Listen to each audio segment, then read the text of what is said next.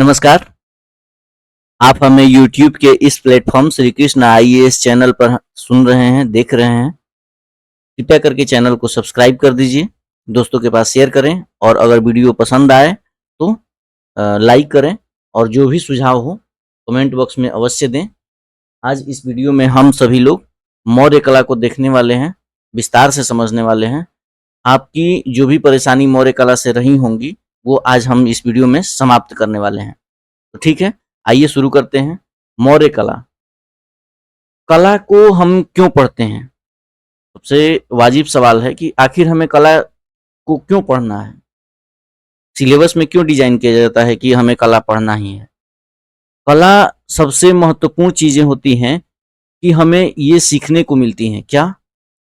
उस तत्कालीन समाज की परिस्थितियां को, जितनी भी परिस्थितियां रही होंगी वो कला के माध्यम से ही दर्शाई जाती हैं। जैसे अगर मौर्य कला की बात की जाए तो मौर्य कला का समाज कैसा था, राजा के प्रशासन की पद्धति कैसी थी, समाज कैसा था, समाज में क्या जाति भेदभाव, ऊंच नीच ये सब होती थी कि नहीं, इन सभी का जो कि दर्पण है कला, ये सब समेटे हुए है और हमें इकट्ठा जानकारी देता है कला। इसलिए हमें कला को पढ़ना होता है।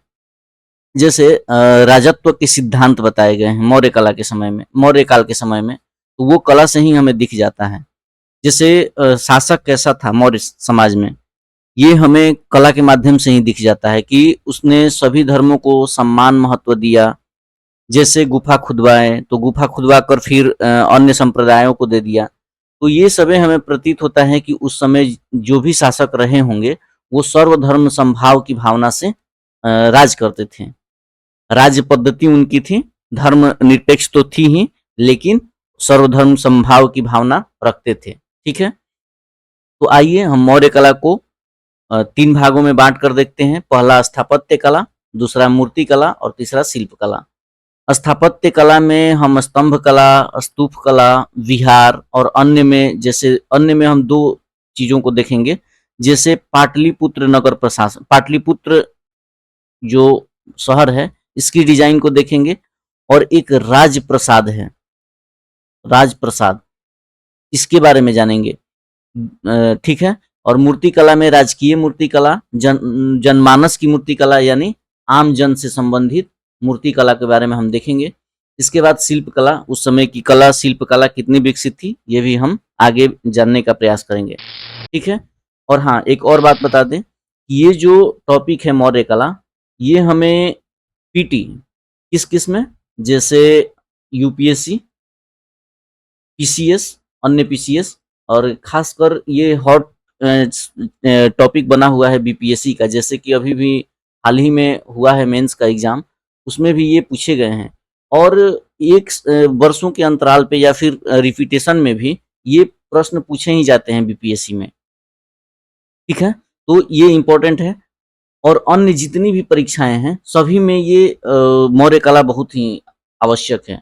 इसके बाद अगर मेंस की बात की जाए तो मेंस में भी जितनी भी मेंस होती हैं, जैसे यूपीएससी, यूपीएससी और अन्य स्टेट पीसीएस, सभी मेंस के लिए ये इम्पोर्टेंट है। ठीक है, और इंटरव्यू इंटरव्यू में भी जिसका एंशिएंट हिस्ट्री या फिर आर्ट एंड कल्चर होता है, उसे कुछ प्रश्न पूछ ही लिए जाते हैं, या फिर जो भी हिस्टोरिकल बैकग्राउंड से क्वेश्चन पूछे जाते हैं उनमें ये शामिल रहता है।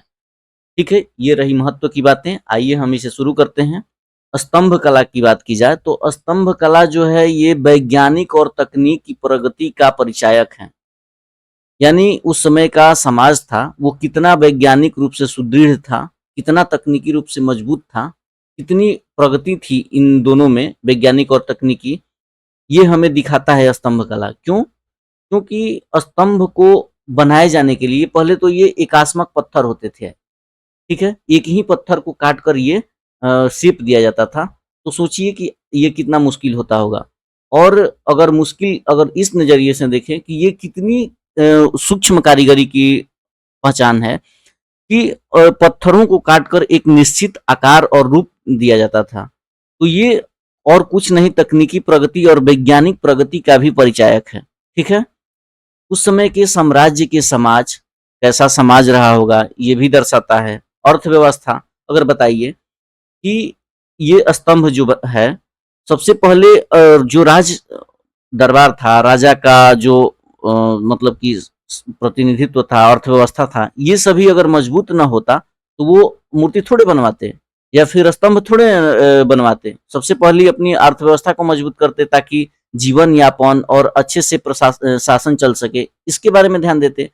और उन सभी के इतर जब सब कुछ मजबूत रहा होगा, जब सब कुछ सामान्य सी स्थितियां या फिर रही होंगी, तो अन्य पहलुओं पर ध्यान दिया जाता है। ठीक है, तो ये अर्थव्यवस्था जो है उनका भी एक सूक्ष्म अवलोकन का नजरिया हमें प्रदान करता है। इसके बाद राजनीति का स्रोत, यानी राजनीति कैसी रही होंगी। राजनीति इस मामले में कि स्तूप और स्तंभों पर वो शासन के और नियम और आदेशों को खुदवाया गया है, तो ये हमें दिखाता है कि हमें राजनीति कैसी है। ठीक है, बहुत सारी बातें हैं, आइए इसकी विशेषता के बारे में समझते हैं। तो ये एकास्मक पत्थर होते थे, शायद आप समझ गए होंगे कि एकास्मक पत्थर किसे कहते हैं। जैसे ये पत्थर हो गए और इनको कट कट करके एक विशेष आकृति बनाया जाता था, जिसे स्तंभ के रूप में ढाल दिया जाता था। स्वतंत्र बेसहारा थे, जैसे अभी आप देख रहे हैं कि ये किसी प्रकार से अन्य मतलब कि कहीं से बंधा हुआ नहीं है, स्वतंत्र है और बेसहारा है, मतलब कि केवल नीचे से ही केवल जड़ा हुआ है, बाकी सभी दिशाओं से ये मुक्त है। और एक अगर आप नोटिस कर रहे होंगे तो ये बहुत चमक रहा है, जितने भी ये चमकदार पॉलिश का प्रयोग किया गया है। तो सोचिए कि उस समय इतनी चमकीला, जो कि आज भी इसकी भव्यता को और एक चरम रूप देते हैं, तो ये एक पॉलिश चमकदार ओक का प्रयोग किया जाता था, जो कि आज की विशेषताओं में प्रमुख है। आज तो कुछ ही समय में सिंथेटिक इतने पेंट आ गए हैं, फिर भी चमक उसकी गिर जाती है। लेकिन सोचिए कि मौर्य काल के जो भी स्तूप हैं, स्तंभ हैं, उनकी अभी चमकदार पॉलिश है, वो जैसे उस समय थे वैसे ही हैं। तो इसका मतलब कितनी साइंटिफिक तरीके से उसे बनाया गया होगा, मिक्स किया गया होगा। ये वैज्ञानिक और तकनीकी प्रगति क्या ही परिचायक है। पत्थर के रूप में मथुरा के लाल सफेद बलुआ पत्थर का प्रयोग किया गया था, फिर चुनार के लाल बलुआ पत्थर का प्रयोग किया गया था। लंबाई के बारे में देखा जाए तो 30 से 50 फुट लंबा था और वजन 50 टन। सोचिए, इतनी लंबी और इतनी वजनदार चीजों को बनाया जाता था, और वो भी एकास्मक पत्थर से। बहुत आश्चर्यचकित वाली बात है, जो कि हमारी धरोहर के रूप में आज विद्यमान है, जो हमें सीखना चाहिए और इससे सबक लेना चाहिए। ठीक है, उद्देश्य क्या थे? बहुउद्देशीय कार्य थे, जैसे धर्म का प्रचार, शासकीय आदेश, उस पर शासक के आदेश लिखे होते थे, सामाजिक एवं पशु कल्याण के कार्यक्रम लिखे होते थे, नैतिक व धार्मिक प्रस्तुति होती थी, जैसे कि नैतिकता आप बनाए रखें, धार्मिक अपनी प्रस्तुति, जैसे कि सर्वधर्म समभाव की भावना हो गई कि सभी धर्मों के साथ समान और बराबर की बिहेवियर रखना है, किसी धर्म को न ऊंचा न नीचा, ये सब कुछ नहीं कहना है। सर्वधर्म समभाव की मतलब कि राजा भी जो है वो सभी धर्मों को एक समान देख रहा है, तो कितनी बड़ी बात है। जो कि उस समय लगभग एक ही धर्म का अधिकतर बोलबाला था, जैसे हिंदू धर्म है। तो बौद्ध के उसी समय तो दो धर्मों की बहुत ही पराकाष्ठा थी, जो चरम लेवल पर चल रहे थे, जैसे बौद्ध और जैन। इन दो धर्मों का उदय हुआ था इसी लगभग आगे या पीछे के कालों में, आगे के कालों में। तो इन तीन धर्मों के बावजूद सभी धर्मों के साथ एक समन्वय बनाकर रहना राजा के लिए बहुत ही आश्चर्यचकित वाली बात है। ठीक है, तो ये हमें मिलता है उसी स्तंभ वाली प्रतिकृति पर। इसके बाद बौद्ध विचारधारा, खासकर हीनयान का प्रसार किया गया है, उस पर स्थानीय परंपरा का प्रसारण भी किया गया है। जो भी स्थानीय वहाँ की परंपरा रही होंगी उनका प्रसारण उसी स्तंभ लेखों से किया गया है। क्षेत्रीय विस्तार की जानकारी देखा जाए तो एक अगर यहाँ पर स्तंभ लगा दिया गया, एक यहाँ पर, तो हमें ये दर्शाता है कि उत्तर से दक्षिण तक कहाँ-कहाँ तक इन राजाओं का प्रसार था। और एक अगर यहाँ लगा दिया जाए और एक यहाँ, तो हमें ये भी पता चलता है कि यहाँ से यहाँ तक उत्तर और दक्षिण दिशाओं, पूरब और पश्चिम दिशाओं में राजा के शासन का विस्तार था। ठीक है, तो ये क्षेत्रीय विस्तार की भी जानकारी मिलती है। प्रशासन की तो मिलती ही है, क्योंकि हर स्तंभों पर लिखवाए गए थे कि ये करना है, ये आदेशों को मानना है, ये नया आदेश है। इन सभी बातों को भी उस पे उकेरा गया है। विदेशी संबंध यानी जितने भी किन राजाओं का किन विदेशों से संबंध है, किन शासकों से संबंध है, इनकी जानकारी भी हमें स्तंभ लेखों से मिलती है। आगमन की जानकारी, कौन से जो यात्री आए, इन सभी के आगमन की जानकारी हमें मिलती है। इसके बाद किस देश के साथ व्यापार होता था और अन्य ऐतिहासिक जानकारियां भी हमें ये सभी मिलती हैं। ठीक है, इसके बाद संरचना की बात की जाए तो इसके दो मुख्य भाग हैं। कौन कौन से? याष्टी या गाउदुम लाट, जिसका मोटा आधार है। ठीक है, ध्यान दीजिएगा यहाँ तक। इसके बाद ये मोटा आधार है। इसके बाद ये ऊपर का भाग है जो कि अपेक्षाकृत पतला होते गया है। ठीक है, जो कि शीर्ष कहलाता है। शीर्ष पर घंटा है, गोल अंड है और चौकी है इसके शीर्ष पर। ये ठीक है, चौकी भी है। इसके बाद चौकी पर 4 पशु और 4 चक्र हैं। ये वाला हो गया, यहाँ चक्र है और ये 4 पशु हैं। उदाहरण सिंह शीर्ष से हमें ये सभी उसका उदाहरण प्राप्त होते हैं। ठीक है, शायद आप समझ गए होंगे। अगर अन्य विशेषता की बात की जाए तो ये जीत और महानता का भी प्रतीक है। ठीक है, आम भाषा में लिखा गया है ताकि सभी लोग आसानी से समझ पाएं, आदेशों को आसानी से समझ पाएं ताकि फॉलो करें। प्राकृत भाषा में और ब्राह्मी लिपि में लिखा गया था। ये एक शाही आदेश हमें प्राप्त होता है निगाली सागर के स्तंभ लेखों से। सीमा निर्धारण, जैसा कि हमने बताया कि क्षेत्र विस्तार से सीमा निर्धारण का मतलब कि समन्वय होता है। कर व्यवस्था यानी कितना टैक्स लगेगा, ये सभी भी जानकारियां उस पर दी जाती थी। पैतृक राजतंत्र की जानकारी, यानी अगर चंद्रगुप्त मौर्य के बाद कौन आया, फिर उसके बाद कौन आया, इन सभी राजाओं के आगमन, राजाओं के प्रशासन की हमें जानकारियां मिलती है। इसके बाद क्षेत्रीय प्रसार, ठीक है, और विशालता का प्रतीक हमें पता चलता है। अब बात की जाए स्तूप की, तो स्तूप जो है बौद्ध और महत्वपूर्ण भिक्षु के अवशेष पर निर्मित अर्धगोलाकार ढांचा है। क्या है? अर्धगोलाकार ढांचा।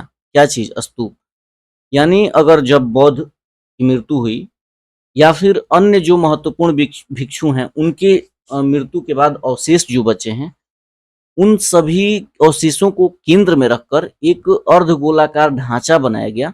उस अर्धगोलाकार ढांचा को स्तूप कहा गया है। ठीक है, अब इसकी संरचना को अगर हम देख लें तो सबसे पहले ध्यान से गौर करिएगा।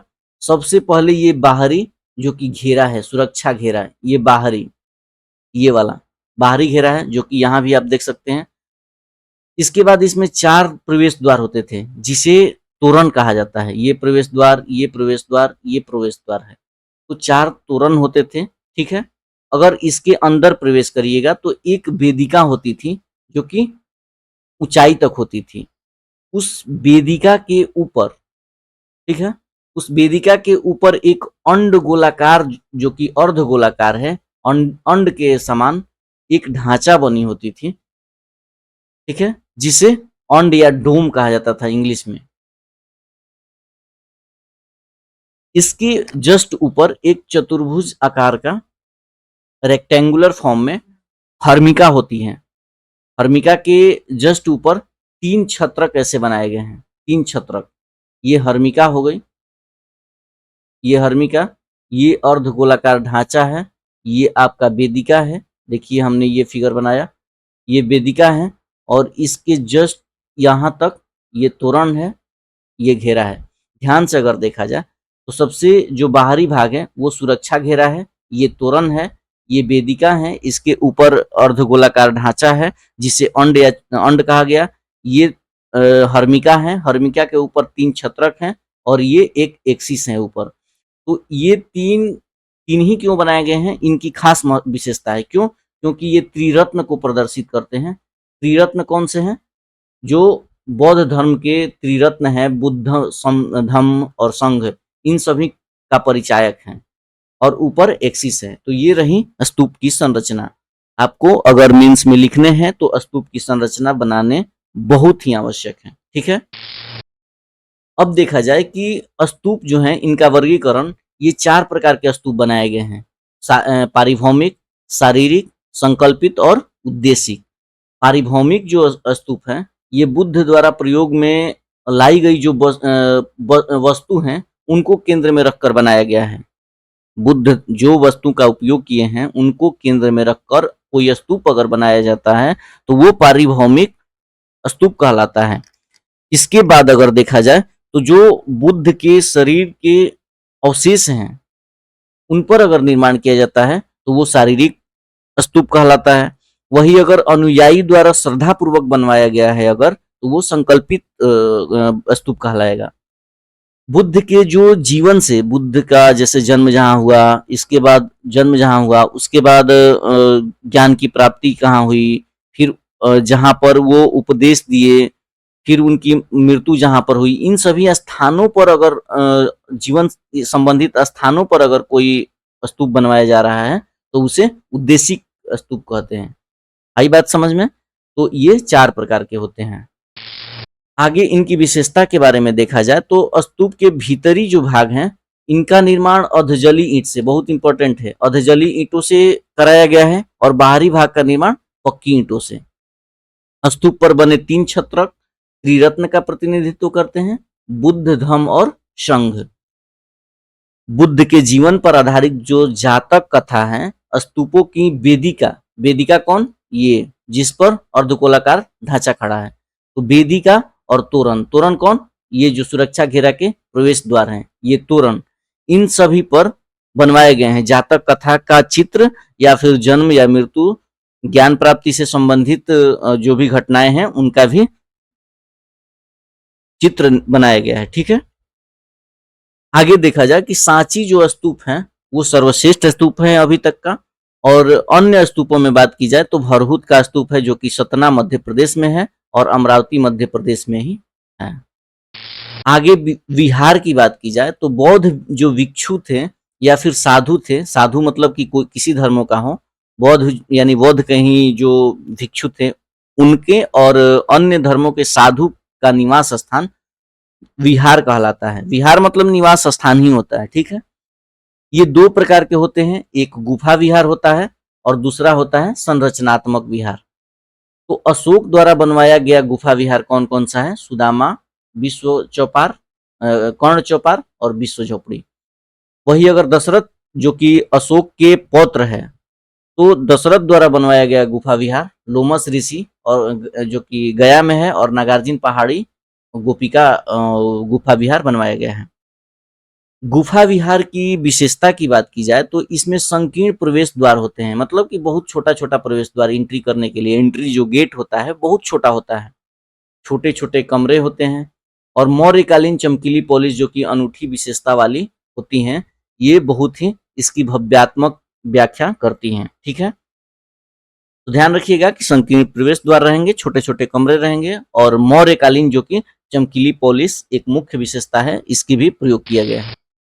इसके बाद महत्व को देखा जाए तो महत्व जो कि आपको ध्यान रखना है कि कलात्मक तो विशेषता है ही, वैज्ञानिक महत्व भी है और शासक की धार्मिक निरपेक्षता को दर्शाया गया है। क्योंकि अगर कोई शासक अपने धर्मों के अलावा अगर कोई गुफा या फिर कुछ भी बनवाकर अगर अन्य धर्मों को दान कर रहा है तो वो जरूर ही सभी धर्मों के प्रति संवेदना रखता है और वो धर्मनिरपेक्ष शासक है। ठीक है, अन्य संप्रदाय का भी प्रचलन था, जब अन्य संप्रदायों को दान कर रहा है इसका मतलब वाजिब है कि वो अन्य संप्रदाय का भी प्रचलन है और उस समय में फल फूल भी रहा है। ऐसा नहीं कि राजा के द्वारा दबाया गया है या फिर राजा एक तरफा धार्मिक परिप्रेक्ष्य रख रहा है, नहीं, सभी धर्मों को समान रूप से देख रहा है, सभी धर्मों को एक सम्मान प्रदान कर रहा है। ठीक है, समकालीन भाषा और लिपि उस समय की भाषा और लिपि का भी बोध कराती है।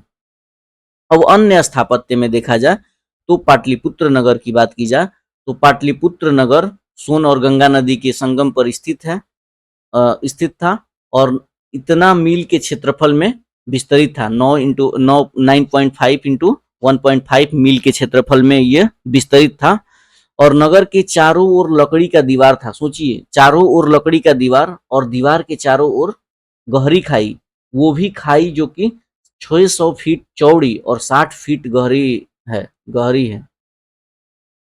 600 इंटू 60 है। सोचिए कितनी गहरी खाई, एक विशेष प्रयोजन से, ताकि बाहरी आक्रमण या फिर हमला न हो पाए, जिसमें 64 प्रवेश द्वार थे।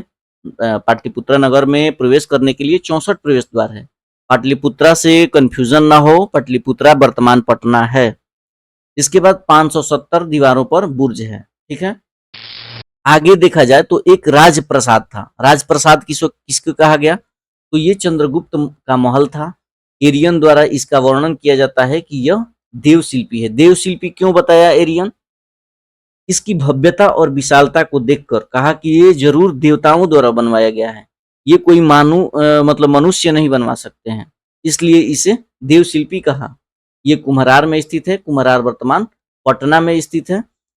ये भी बलुआ पत्थर से निर्मित था और 40 पाषाण स्तंभ वाला सभा भवन था, जो कि 140 गुणे 120 फुट लंबाई चौड़ाई का था। इसके बाद जो सभा भवन का छत था और फर्श था, ये सभी लकड़ी के बने हुए थे। चमकदार पॉलिश तो इसकी अनूठी विशेषता है।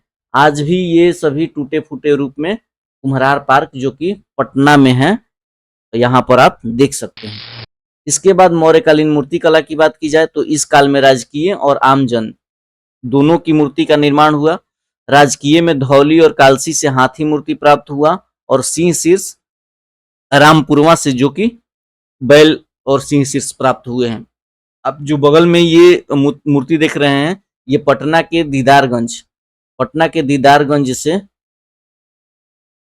दीदारगंज से यक्ष और यक्षिणी का मूर्ति है, जो कि प्राप्त हुआ है। इसके बाद अगर राजकीय मूर्ति कला की विशेषता देखा जाए तो मांसपेशियों का उभार जो है स्पष्ट है। शारीरिक अनुपात की सटीकता है, न कहीं उथली न कहीं शिथिल, इस प्रकार की नहीं है। सभी जगह एक सटीक रूप में और जीवंतता इसमें है। लग रहा है कि ये सजीवता है और एक निश्चित अनुपात में बनाया गया है, न कहीं ज्यादा लोथल और न कहीं ज्यादा पतला। और एक अनूठी विशेषता है जो कि लहराते केस, जो कि आप जो सिर है उसके लहराते केस से भी अंदाजा लगा सकते हैं, जो कि सिंह शीर्ष में है, आज स्तंभ है। महत्व देखा जाए तो ये सभी में आप लागू कर सकते हैं कि कलात्मक महत्व है, धार्मिक महत्व है, आदेशात्मक महत्व है, नैतिक महत्व है, कर्तव्य के लिए महत्व है। ठीक है, आगे देखा जाए कि आम जन मूर्ति कला से जो कि पत्थर निर्मित हुए थे, जो दीदारगंज से यक्ष यक्षिणी की मूर्ति प्राप्त हुई है, वो भी इसका एक उदाहरण है। और नगर देवी देवता जैसे पटना, मथुरा, विदिशा इत्यादियों में प्राप्त हुए हैं। इससे भी पता लगाया मतलब जानकारी प्राप्त की जा सकती है कि ये कितनी आमजन पर आधारित मूर्तियां थी। जैसे अगर आमजन से महत्व ये है कि इसमें भेदभाव की कोई वैसी बात नहीं थी। जैसे आप कालांतर में अगर देखेंगे तो जो मुगल काल होगा मध्यकालीन भारत में, तो वो केवल राजा के संरक्षण में यानी राजशाही मूर्तियां ही निर्माण होंगी या फिर राजशाही चित्रकारी ही होगा। आम जन के विषय से संबंधित कोई भी ये सभी कार्य नहीं होंगे, जिससे पता चलता है कि भेदभाव कितने थे। ठीक है, सजीव और आकर्षक ये भी हैं। शारीरिक आभूषण का प्रयोग किया गया है, सटीकता है, सजीवता है, जीवंतता है, ये सभी आमजन के मूर्तियों में भी प्रतीक होता है। ठीक है, तो ये रहे अशोक। कुछ अब अशोक के अभिलेख देख लेते हैं, ताकि ये बहुत बार पीटी में पूछे जाते हैं, वनडे कॉम्पिटिटिव एग्जाम और अन्य एग्जामों में भी पूछे जाते हैं, इसलिए ये महत्वपूर्ण है। तो आइए देखते हैं। अशोक के अभिलेख को भी हम 3 हिस्सों में बांटकर पढ़ने वाले हैं। एक है शिलालेख, दूसरा है स्तंभ लेख और गुफा लेख। शिलालेख में है बृहद शिलालेख और लघु शिलालेख। उसी प्रकार स्तंभ लेख में बृहद स्तंभ लेख और लघु स्तंभ लेख। गुफा लेख में जहानाबाद जिला में विश्व झोपड़ी, सुदामा गुफा, कर्ण चौपार इत्यादि सभी गुफा हैं। ठीक है, जिसकी विशेषताएं हमने तो अभी कुछ देर पहले पढ़ी हैं। तो शिलालेख की बात की जाए तो बृहद शिलालेख में 8 स्थान से 14 शिलालेख की प्राप्ति हुई है। अशोक के शिलालेख जो कि बृहद हैं, वो 8 स्थान से 14 शिलालेख प्राप्त हुए हैं। मानसेहरा, शहबाजगढ़ी, जो कि 2 भारत से बाहर हैं, पाकिस्तान के क्षेत्र में हैं, और इनकी भाषा जो है खरोष्ठी है। खरोष्ठी लिपि है, ठीक है। ये खरोष्ठी लिपि में लिखे गए हैं, बाकी सभी प्राकृत में। ध्यान रखिएगा कि मानसेहरा और शाहबाजगढ़ी भारत से बाहर हैं और ये खरोष्ठी लिपि में लिखे गए हैं। गिरनार जो है वो गुजरात में है, सुपारा महाराष्ट्र में, इरारगुड़ी आंध्र प्रदेश में, धौली और जोगढ़ ये दोनों ओडिशा में हैं और कालसी जो है ये उत्तराखंड में है, ठीक है। ये सभी प्राकृत भाषा में लिखी गई है और जो दो हैं मानसेहरा और शाहबाजगढ़ी ये खरोष्ठी लिपि में। वही अगर लघु शिलालेखों की बात की जाए तो लघु शिलालेख 15 पाए गए हैं अशोक के, जिसमें कुछ महत्वपूर्ण हैं मास्की, गुर्जरा, भाबरू, नेटूर, ठीक है। आगे देखा जाए तो स्तंभ लेख में बृहद स्तंभ लेख और लघु स्तंभ लेख। बृहद में 7 हैं जो कि 6 स्थान से प्राप्त हुए हैं। कौन कौन से? टोपरा, टोपरा कहाँ है? हरियाणा में। स्थान ध्यान रखिएगा, परीक्षा में पूछे जाते हैं। मेरठ और कौशाम्बी यूपी में है। ये दोनों टोपरा और मेरठ के जो स्तंभ लेख है इसको किसी शासक ने उखाड़ कर दिल्ली लाया है। आप कमेंट बॉक्स में बताइएगा कि वो कौन सा शासक था जिसने टोपरा और मेरठ के स्तंभ लेख को दिल्ली में लाया था, ठीक है। और फिर कालांतर में कुछ बारूद के विस्फोट होने से कुछ छत विछत हुई हैं, तो वो किस काल में छत विछत हुई हैं ये भी बताइएगा कमेंट बॉक्स में, ठीक है। लौरिया अरेराज, लौरिया नंदनगढ़ और रामपुरवा ये सभी बिहार में हैं। तो ये तीनों बिहार में हैं, कौशाम्बी और मेरठ यूपी में है और टोपरा महाराष्ट्र में है। 7 बृहद स्तंभ लेख हैं, 6 स्थानों से प्राप्त हुए हैं। अगर लघु स्तंभ लेख की बात की जाए तो ये रूमिनदेई, प्रयागराज, सारनाथ, निगाली सागर और भी बहुत सारे हैं, लेकिन हमें महत्वपूर्ण पर चर्चा करनी है और हमें यही जानकारी रखनी है, ज़्यादा विस्तार नहीं जाना है, ठीक है। जो इम्पोर्टेंट है वही आपको यहाँ पर रखा गया है। तो हमारा प्रयास कैसा रहा ये आप कमेंट बॉक्स में अवश्य बताइए। कैसा लगा आपको वीडियो? अगर वीडियो अच्छी लगे तो लाइक करें, दोस्तों के पास शेयर करें। और हाँ, अगला जो वीडियो हो वो बहुत जल्द आने वाला है और किस टॉपिक पर है आप बताइए। जो भी आपका टॉपिक थोड़ी सी समझने में कठिनाई आ रही है तो हम आपको बेहतर समझाने का प्रयास करेंगे, ठीक है। तो वो भी आप कमेंट बॉक्स में बताइए कि टॉपिक कौन सा रहेगा अगला वीडियो। इसके बाद हमारा वीडियो बहुत जल्द आने वाला है जो कि भारतीय संविधान संशोधन